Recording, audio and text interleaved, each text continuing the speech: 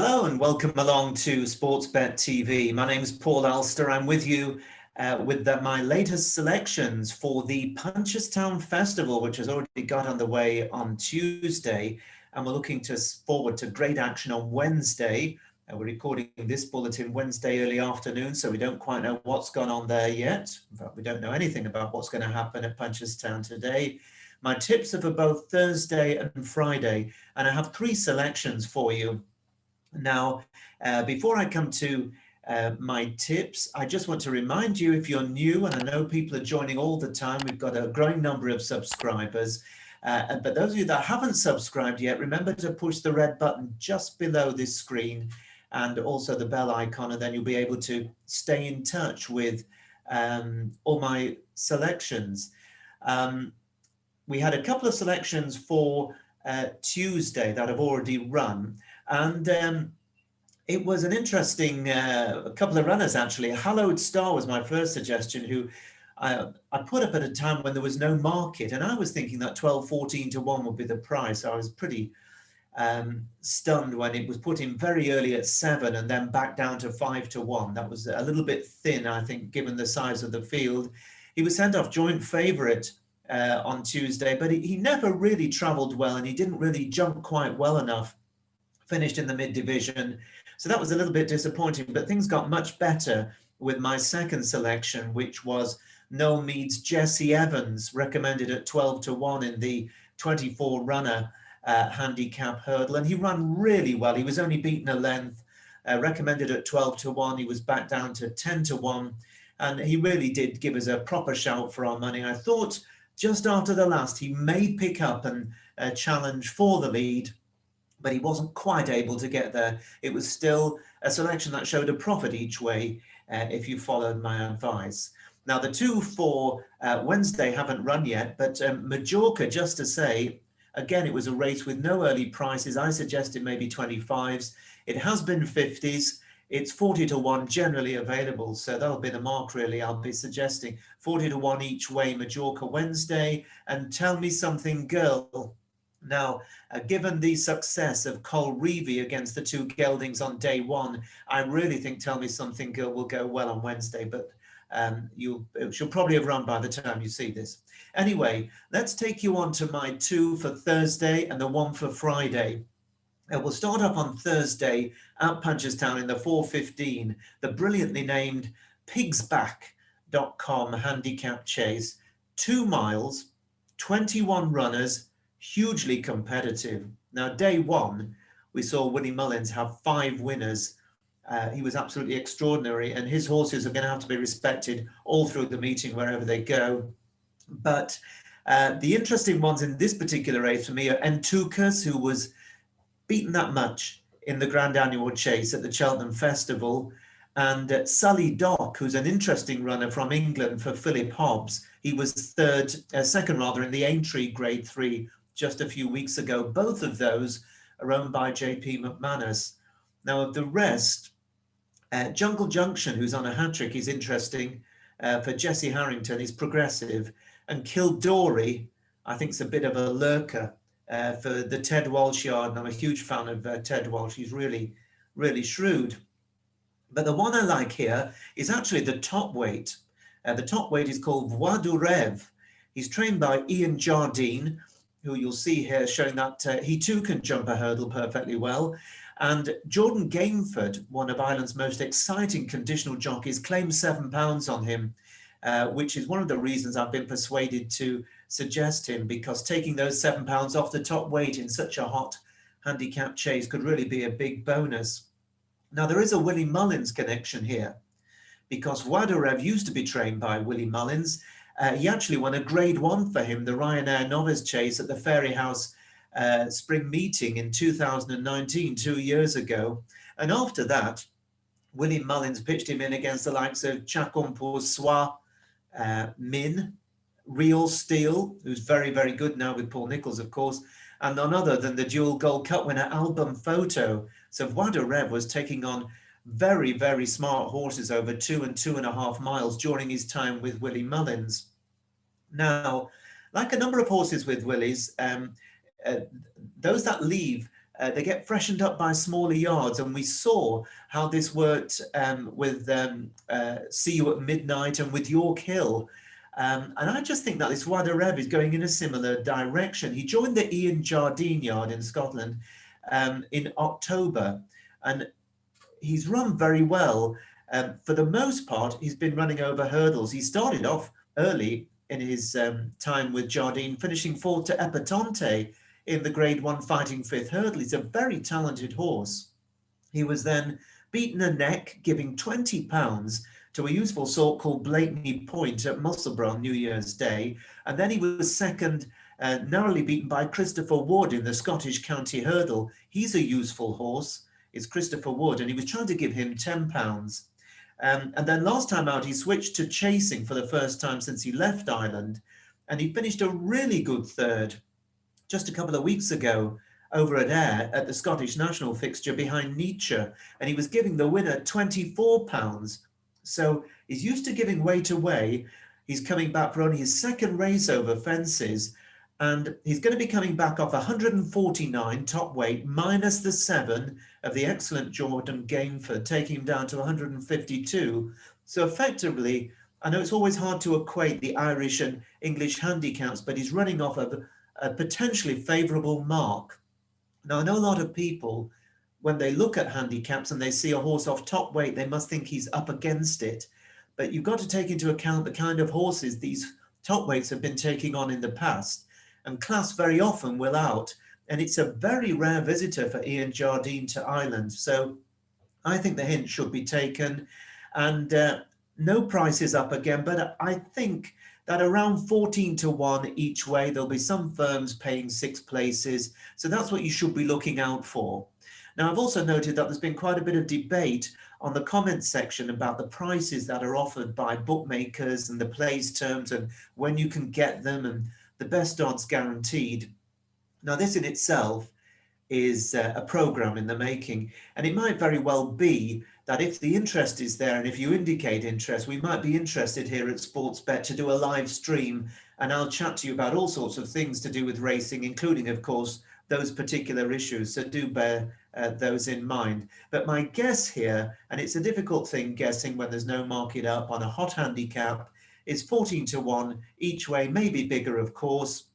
Try, depending on when you place your bet, to get the best odds guaranteed, and try and get the best possible place terms you can as well. So REVE in the 4:15 race at Punchestown on Thursday. Now, my second selection on Thursday is in the 5:25. Now, this is a fabulous race. It's the Grade 1 Ladbrokes Stayers Hurdle, and to some extent, it's a little bit of a rerun of the Cheltenham Stayers Hurdle, where Flooring Porter just ran his rivals into the ground. Now, that came as a little bit of a surprise. It has to be said, Gavin Cromwell's gelding was superb that day. Whether he got loose on the lead is a debate some people might want to have. Personally, I think he was clearly the best horse on the day. Now, behind him were Beacon Edge, who ran very well for Noel Mead in 4th. The Storyteller was 5th. Bacardi's of Willie Mullins was 7th. And Fury Road pulled up. Now, of the others, I think Beacon Edge is the likeliest to get close to him, because I think the easier 3 miles at Punchestown will suit him better than that very stiff 3 miles at Cheltenham.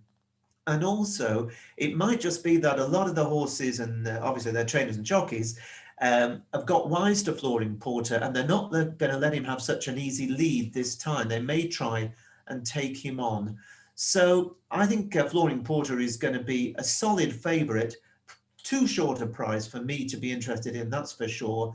But is by no means a good thing. Against him, amongst the really top contenders, Ronald Pump is a very classy horse, second to Lisnagar Oscar in the 2020 Stayers Hurdle at Cheltenham, and he's barely run since. He goes well fresh. He was beat just half a length by Honeysuckle in the Hatton's Grace over 2.5 miles. That's the last time we saw him in November, and he's been kept fresh for the spring grounds. So I think they're going to run him here and then look to things like the Galway Festival with Ronald Pump.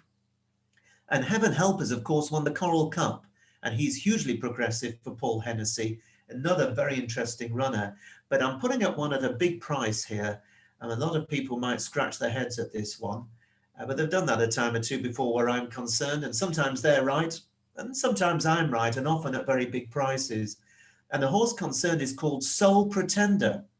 He's trained by the very capable Norman Lee and is the mount of the top amateur rider, Jamie Codd. Now, this is a horse who is very talented. He's rated 150, and he's a horse who must have decent ground, spring ground, to be seen at his best. He's 5 from 8 over hurdles, was really progressive in 2019, winning a number of races over 2 and 2.5 miles, showing a lot of class. And he ran a cracking race when he was 5th in the 2019 Galway hurdle off a mark of 147, and that is a great effort. Now, the horse has had issues, minor niggles, according to Norman Lee, not something majorly wrong with him, just never quite right. And he was actually off the course a very long time until he reappeared on the 4th of April. And that was at Cork over just 2 miles. And he very easily beat Bapome, who's a smart horse of Willie Mullins's. Admittedly, he was getting weight, but he beat him 5 lengths. And that was his first run for a very long while. Now, connections have always thought of Soul Pretender as potentially a 3-miler. If you watch any of his previous races, you'll note 2 things. One, he travels beautifully in his races. He travels like a class act. And 2, so far, touch wood, he's been a tremendous jumper. He's very, very fast over his hurdles. And I'm hoping that their patience will be rewarded with a big show here from Soul Pretender. Of course, he's stepping up to a new trip, and maybe he won't stay. But then again, maybe he will. And if he does, he's classy enough to give them all a race. So I think that the 25 to 1 currently on offer at the time of this recording each way for 4 places with Paddy Power, Betfair and Bet Victor is very good value. And if you're looking to bet maybe 5 places, other firms are offering 22 or 20 to 1 for 5 places. And of course, Sky Bet, they often go for 7 places on big races, 6 or 7. So you can look out for the odds that they're offering if that's a balance you wish to strike. But I'm interested in 25 to 1 each way for 4 places, and that is Norman Lee's Soul Pretender in the 5:25 at Punchestown on Thursday. Now, my final selection, and there's only the one for Punchestown on Friday. And do remember as well that on Friday, I'll be putting out my bulletin for Saturday and Sunday. And that will, of course, include more Punchestown and also, of course, the 2 guineas, the 2,000 guineas at Newmarket Saturday, the 1,000 guineas on Sunday. Amazing racing at HQ. And there's going to be quite a few recommendations for you over the weekend. But for Friday, I tried to find 2, and to be honest, there weren't 2 that I could put my hand on and say I really fancy them. So rather than tip you a horse that I'm only half-hearted about, I'm just going to give you the one, and it could turn out to be none depending on the price, because there are no prices up for this race. It is the 7:05 race at Punchestown, a 2-mile novices hurdle. Now, I very rarely put up a win bet. I've only put up a couple over the last 6 months. One got beat a short head, and the other one won, but it was at shorter odds than I had advised you to take. And so I said, don't bet if it's shorter. And so it wasn't actually a bet because the price was too short. You've got to be prepared to walk away from them if the price is short, remember.